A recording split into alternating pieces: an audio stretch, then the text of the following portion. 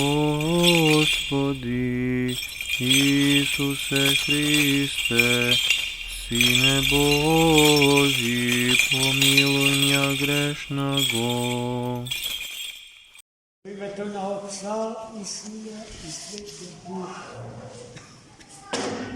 Возлюблені во Христа Бога, браті і сестри, Христос воскресе! Христос воскресе! Христос воскресе! А радость ми донесе. Я донесе денеска Христос радоста на светото воскресение Негово, što ja imaše glavniот junak od денешното евангелско четиво слепородени. Чувме od сведочењето запишано од раката на денеславениот Свети Јован Богослов, апостол и евангелист Христо. Како тоа чудо се случи? На Христа му пристапи човекот слеп од раѓање и побара од Христа Господа да прогледа. Христос Бог веднаш прифати,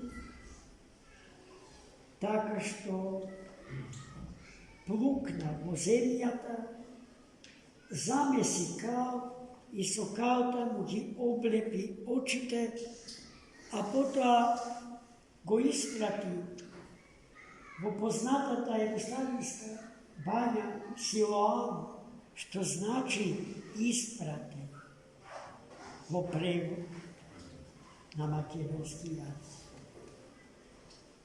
И таму со водите на таа бања да ги измие очите.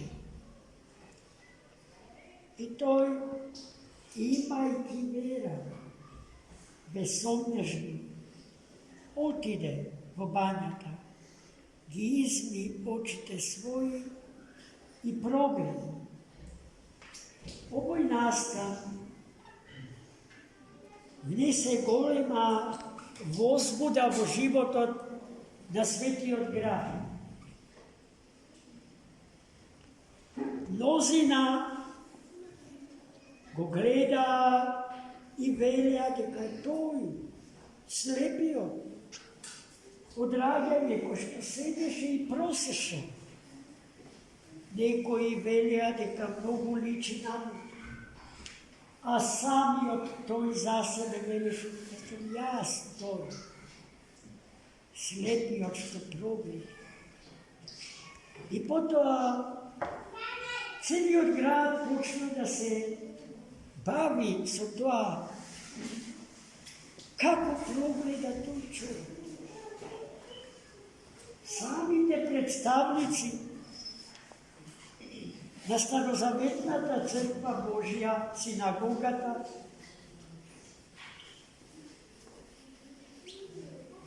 се чудеа на тоа чудо, бидејќи гласно велеа во историјата на светот, во историјата, се човечката историја, не е случајно да прогледа некој кој што се родил слеп.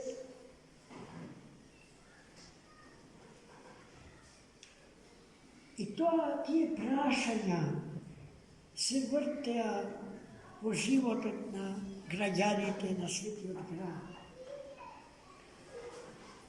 А самиот прогледан, кога и да го прашал за тоа, неуморно сведочеше дека прогледа благодарение на човекот Исус, за кој што ништо не знае, посебно да каже. Но ја повторил постапката, како Исус го излечил од вроденото слепи.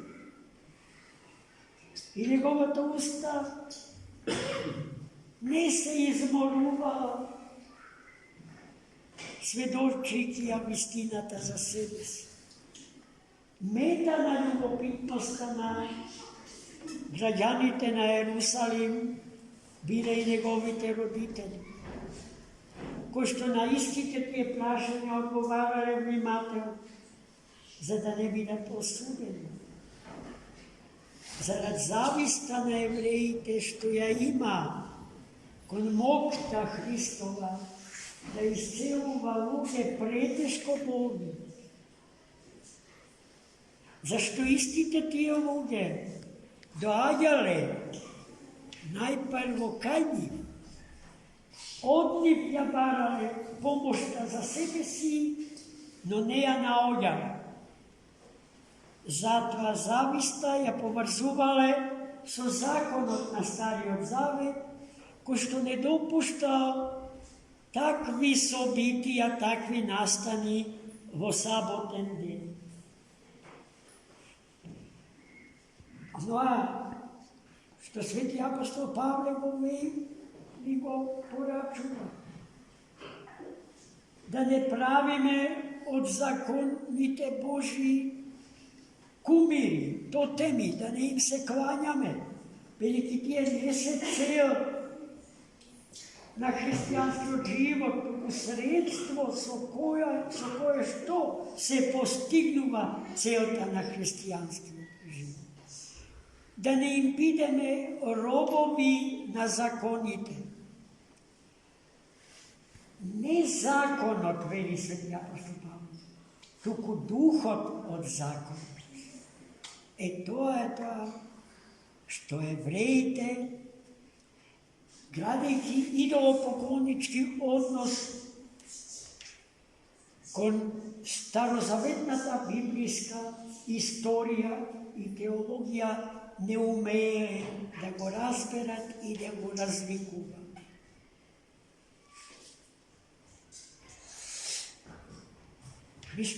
За Христос секогаш е поважен животот на човек.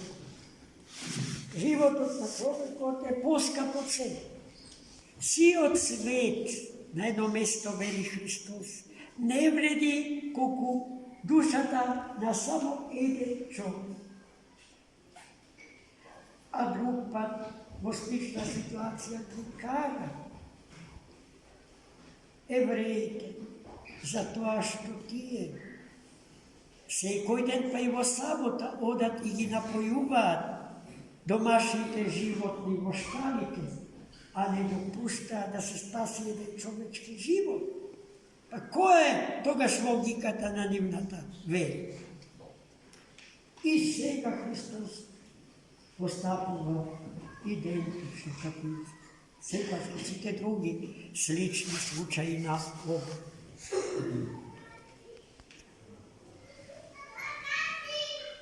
Христос Бог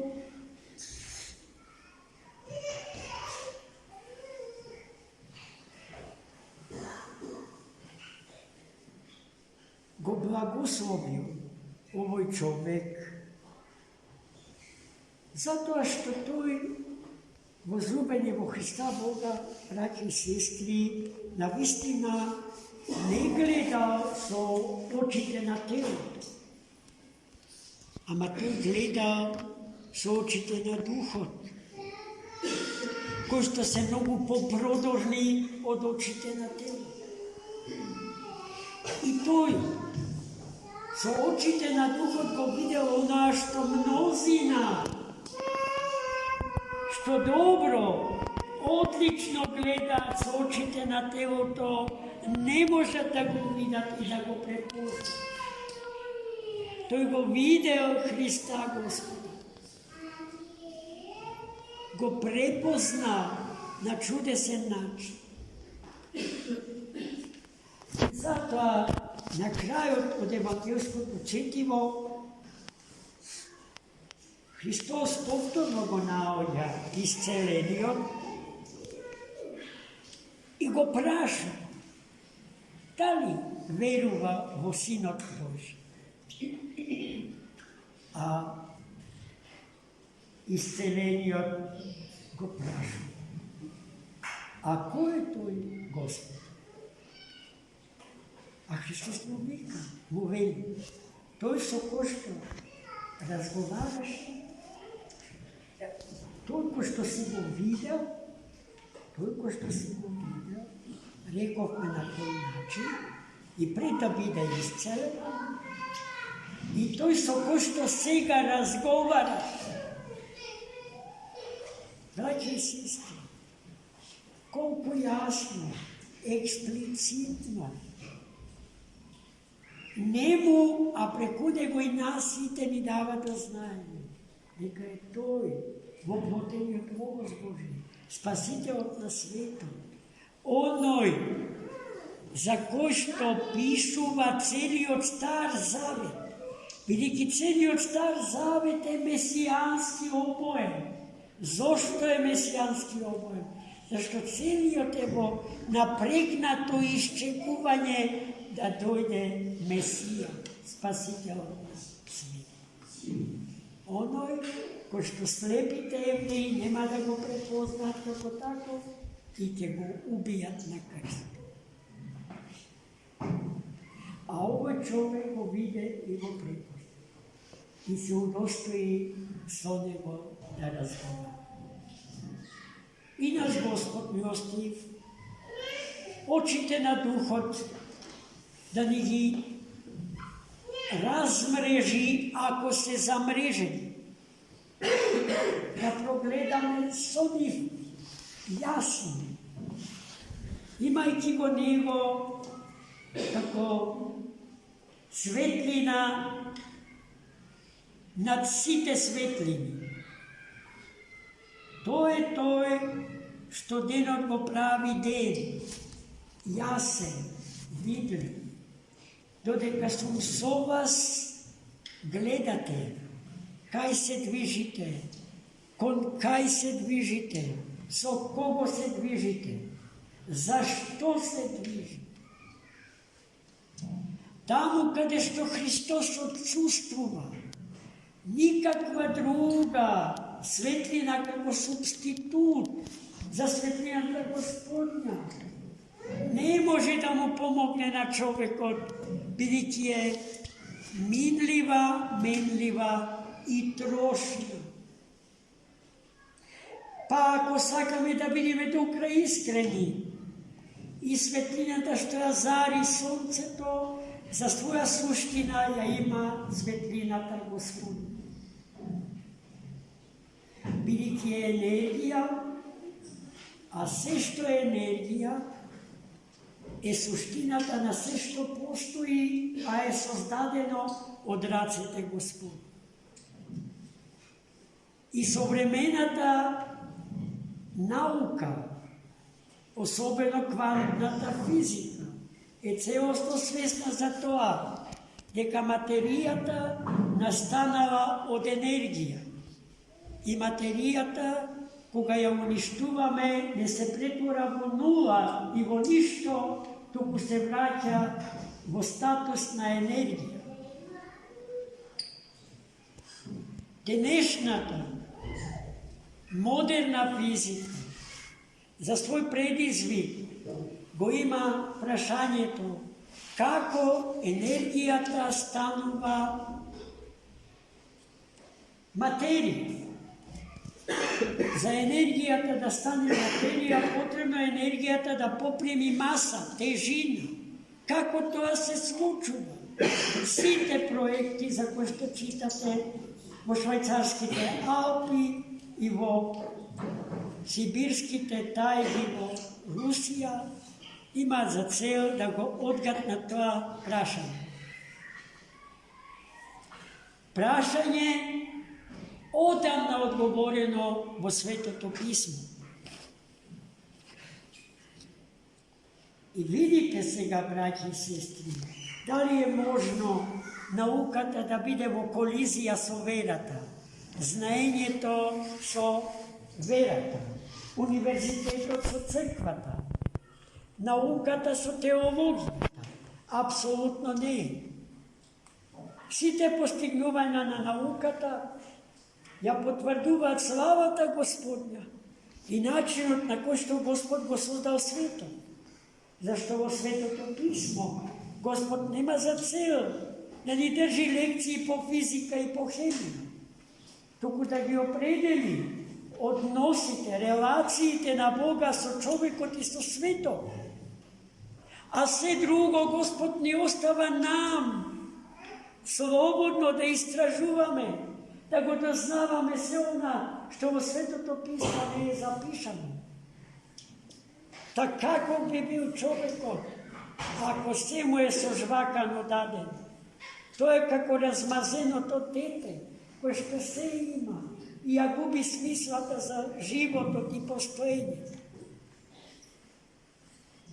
Господ остава на нам, творечки, да го осознаваме светот во кој што живееме. Творечки да се осознаваме себе си како битие и како личности. И уште повеќе творечки да ја осознаваме тајната на свештената заедница, создавана од богообразни и богоподобни битија, собрани околу својот Творец, околу својот Христос. Амин.